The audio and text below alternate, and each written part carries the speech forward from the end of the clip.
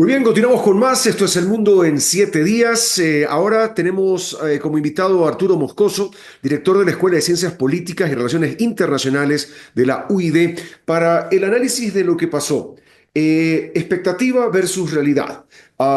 Se hablaba de una proyección de resultados que apuntaban a un empate técnico, que apuntaban a un resultado muy parejo, y lo que vimos es una realidad totalmente diferente. Arturo, gracias por atender esta invitación. Buen día. Buen día, Roberto. Gracias por la invitación y un saludo también a quienes nos miran y nos escuchan. ¿Cuál Bueno, fue el análisis de qué pasó? Es decir, la expectativa era una, la realidad fue otra en cuanto a lo apretado que podía ser el resultado final. algunos factores, nuevamente las encuestas evidentemente fallaron y creo que fallan porque no pueden detectar, son incapaces de detectar el, el- este voto del indeciso y del que no quiere decir por quién va a votar, ¿no? Y ese es el problema de todas las encuestas. Y creo que eso incide justamente mucho en los resultados, ¿no? Paolo Moncagata, un colega mío, hizo un análisis interesante sobre dónde estaba el voto vergonzante en esta campaña, ¿no? En esta elección. En dónde se ubicaba ese voto de quienes prefieren no decir por quién votar. Y él determinó, ¿no? Antes de las elecciones que estaba más hacia el lado de Noboa. Había mucha gente que prefería no decir que iba a votar por Noboa. Y a la final, cuando fueron a la mesa, ¿no?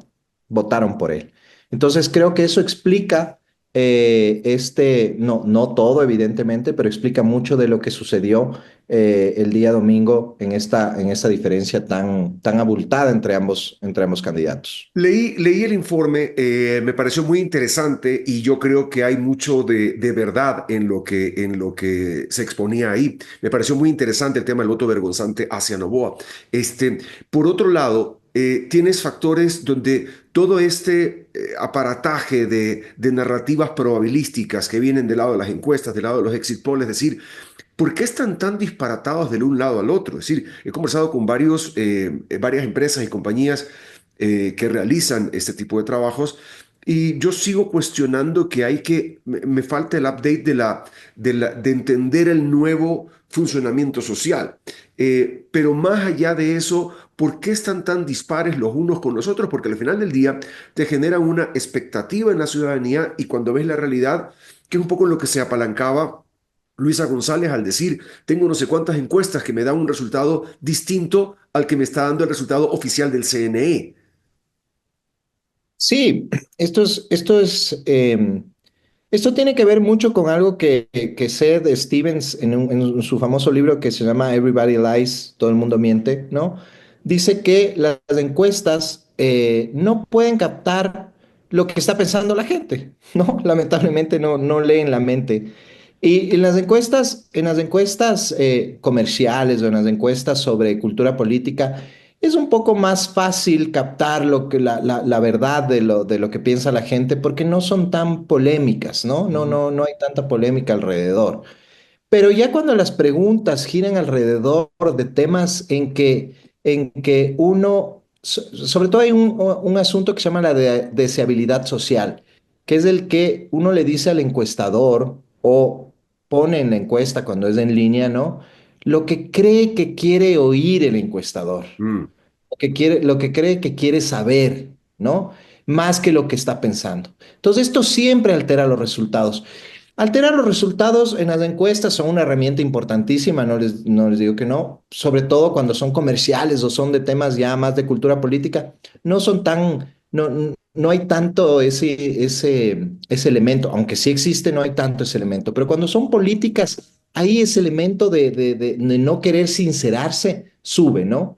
Y dice, yo prefiero decir por quién no voy, prefiero no decir por quién voy a votar porque ¿qué va a pensar de mí el entrevistador?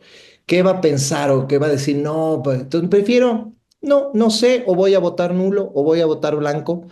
Y eso no solo pasa en el Ecuador, pasa en todas partes del mundo, lamentablemente. Por eso Stevens propone una forma de analizar la opinión pública más bien a través del Big Data, el famoso Big Data, ¿no? Que ahora pues cada vez tenemos más información en la red para minar datos y ver preferencias, pero claro, esto todavía no se utiliza y no hay metodologías tan claras y la encuesta sigue siendo el mecanismo ideal para saber lo que piensa la gente, pero si la gente te miente no puedes hacer nada, ¿no? Ahora, Simplemente vas a tener pero datos dados. finalmente, cuando estás en campaña hay que tomar decisiones y la toma de decisiones hay que basarla en un tema metodológico, en un tema cierto, porque caso contrario empezamos a jugar a la bola de cristal.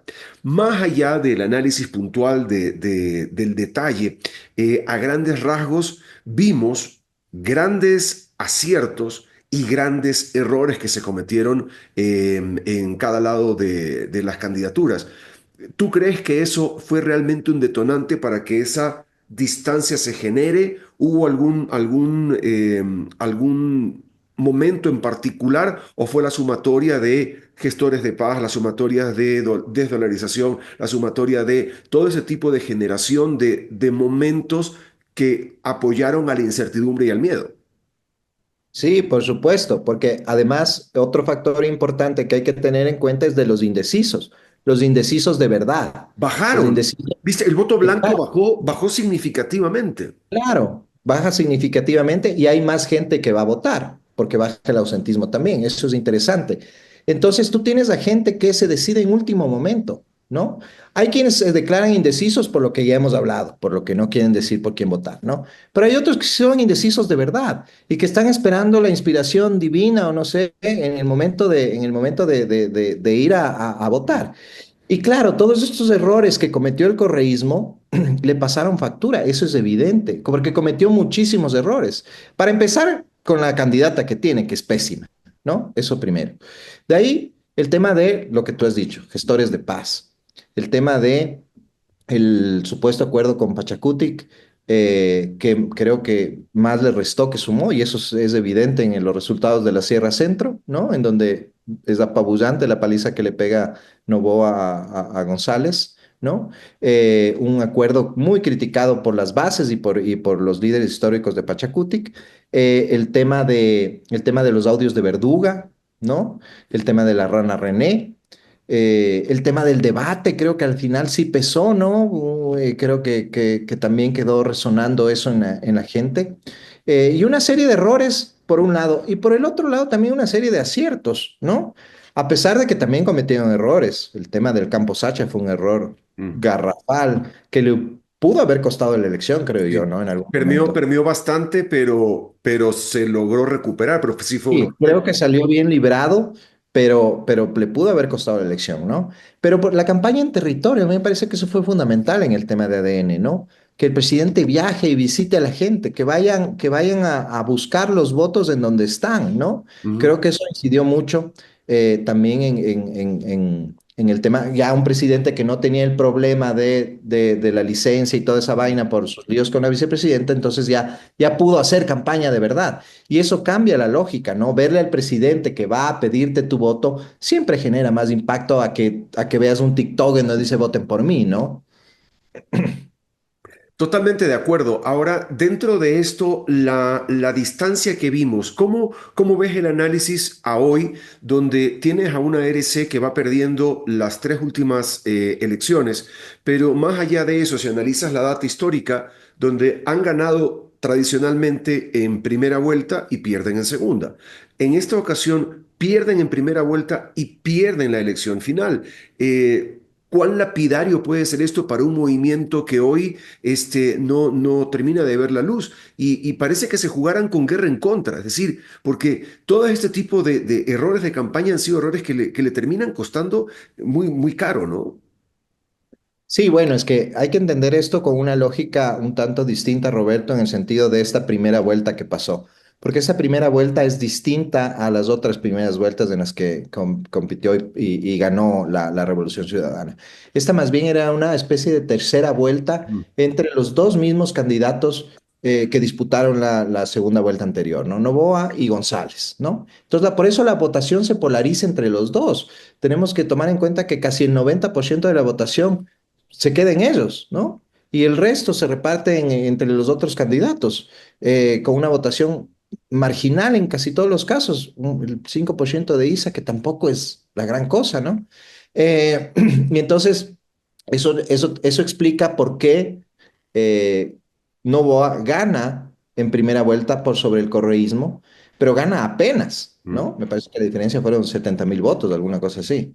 Eh, y, y porque además el correísmo, y esto es algo que he estado diciendo desde que fue la primera vuelta, el correísmo ya llega casi a su techo máximo de segunda vuelta en primera vuelta. ¿Me explico? ujú, Por eso le es tan difícil al correísmo y a González crecer sobre la cifra. Y por eso saca ciento y pico de más votos en la segunda vuelta de lo que tuvo en la primera, ujú, ¿no? Porque ya estaba muy cerca de su techo. Y eso, pues, le impide crecer. Entonces, la lógica es distinta, ¿no? Ahora, el golpe a la Revolución Ciudadana mm. absolutamente es un golpe fuerte, ¿no? Y por eso muchos de los actores políticos importantes de la Revolución Ciudadana se han deslindado del tema del fraude, ¿no? Que además es una ridiculez, es totalmente absurdo sostener que hay fraude electoral con esa diferencia de votos, ¿no? Si la diferencia fuera más apretada, quizá, ¿no? Pero con un 11% de diferencia es una locura, ¿no? Ujú. No hay forma de que se haga un fraude de esa magnitud sin que alguien se dé cuenta, ¿no? Claro, Y tenemos... sin que haya una avalancha de pruebas que generen un cisma en cuanto a qué pasó con la elección. Pero Por yo, supuesto. Y ahí tenemos los observadores internacionales diciendo que las elecciones han transcurrido en total armonía y que han sido unas buenas elecciones. Los observadores nacionales también. Yo mismo como observador estuve en las elecciones y todo transcurría con calma. No había, o sea, no sé, ¿de dónde se saca eso, no? ¿De dónde sacan ese porcentaje de votos para... Claro, y ahí vienen las teorías ridículas de Correa bueno, ese señor ya creo que está un poco deschavetado, pero... En todo caso, el, el- el- el sostener esto es absurdo, ¿no? Y más bien la Revolución Ciudadana lo que debería hacer es recomponerse. A la final, todavía son un partido político importante, todavía tienen presencia importante en la Asamblea, ¿no? Tienen el control de las dos ciudades y las dos provincias principales del país, ¿no? Entonces, más ¿tú bien crees que un pónganse poco y trabajen en apuntar hacia eso, ¿no? generar nuevos liderazgos? Porque es lo que ha pasado últimamente. Es decir, tenemos esta suerte de partidos monolíticos en el sentido de que tiene solamente una figura que está ahí y es un árbol que echa demasiada sombra y nada crece alrededor. Exactamente, yo creo que ese es un problema para el correísmo porque tienen este gran líder, ¿no? Que es Rafael Correa, por eso se llama correísmo, eh, que le impide crecer, que impide salir a la gente, pero que también es una figura que genera mucho apoyo, ¿no? Eso es una cosa interesante y es la disyuntiva a la que se enfrenta el correísmo siempre, ¿no? Tú ves los datos, ¿no es cierto? Igual de Moncagata sobre polarización y Ujú, sobre afectividad con Rafael Correa, ¿no? Y cuando ves los datos, el 30% de los ecuatorianos le ama y el 30% de los ecuatorianos le odia. Y en el medio, ¿no? Hay gente que se inclina más a quererle o a odiarle. Y hay la mitad, mitad, entre los que no sienten ningún tipo de sentimiento con el Señor, hay poquísima gente, un 15% me parece, ujú, ¿no? Entonces es una figura muy polarizante y esa polarización que genera, ¿no es cierto? Le trae apoyos al correísmo, pero hasta cierto punto. Pero ya generar nuevos apoyos, ahí es donde está el problema, ¿no? ujú, No atrae más gente. Entonces, deshacerse de la figura de Rafael Correa es complejo porque van a perder el apoyo duro, pero en cambio podrían crecer como un partido diferente, con ujú. unos liderazgos diferentes como los que hay. Marcela Guiñá hubiera sido muchísimo mejor candidata que Luisa González, pero mil veces. No porque me guste la señora o me guste lo que hace, pero creo que es muchísimo mejor política que Elisa González. Eh, entonces, Pero claro, ¿no? El líder no quiere que nadie le haga sombra porque es el líder, ¿no? Estos partidos, como tú dices, monolíticos de línea vertical, en donde él dice, Pero vertical absoluta. Ahora, ¿no? ya un poco en justicia del tiempo nada más y para concluir con la idea, pasada la elección, es decir, todos podemos ser generales luego de la guerra, entonces, porque se analiza la data y dices, ajá, por aquí era el camino. El presidente Noboa hoy, a diferencia de lo que se esperaba, tiene ganado en territorio alrededor del 79% de lo que es país. Entonces, ya no empieza un periodo completo, su primer periodo completo, con una ciudadanía tan polarizada como se veía. ¿Qué se puede esperar entonces ahora de este primer mandato del presidente Noboa en cuanto al comportamiento social?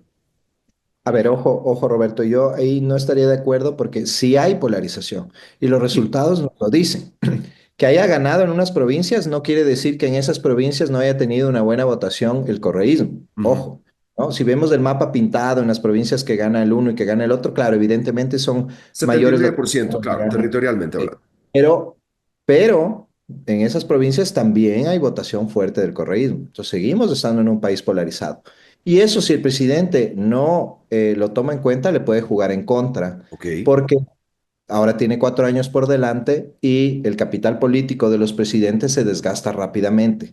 Entonces, si es que él no aprovecha estos momentos de este subidón que siempre tienen los candidatos cuando ganan, ¿no? Cuando empiezan unos 3, 4 meses de acumular más capital político para hacer cambios relevantes, puede luego jugarle en contra. Por eso yo te digo, el tema de la Asamblea Constituyente a mí no me termina de convencer porque podría no tener control de la Asamblea Constituyente y en ese caso, pues, podríamos terminar con una constitución peor de la que ya tenemos, ¿no? Entonces, quizá más bien lanzarte una consulta popular para hacer reformas puntuales, ¿no? Y Ujú. bueno, y ver un poco cómo va la cosa, una reforma política para los partidos políticos, ¿no? Justamente para que haya la obligación de que haya sucesión de liderazgos, etcétera, que no haya partidos de control vertical, etcétera. Pero bueno, eso ya quedará en manos del presidente. Pero sí, está bien, ganó y va a tener apoyo de la ciudadanía. Probablemente este apoyo suba en los Ujú. próximos meses, pero si no empieza a hacer pronto eh, cambios importantes, sobre todo en el tema de seguridad y en el tema económico, puede desgastarse rápidamente. Y conociendo como conozco este país, ¿no es cierto? ¿Quién sabe si es que el correísmo logre organizarse y luego para intentar una muerte cruzada nuevamente? Ojo con eso, ¿no? Porque Ujú. todavía tenemos el tema de la muerte cruzada. Así que haya sido elegido por 4 años no necesariamente implica que va a quedarse los 4 años, ¿no? Bueno, esperemos que por el bien del país sí, para tener una estabilidad, una Sí, por continuidad supuesto. y un futuro un poco más cierto. Te agradezco, Arturo, la verdad, por tu criterio y por haber compartido con nosotros en esta mañana. Arturo Moscoso, director de la Escuela de Ciencias Políticas y Relaciones Internacionales de la UID. Te mando un fuerte abrazo y un excelente fin de semana. Este fin de semana que es extendido, largo y de feriado. Muchas gracias, Roberto. Igual, gracias por la invitación. Un fuerte abrazo.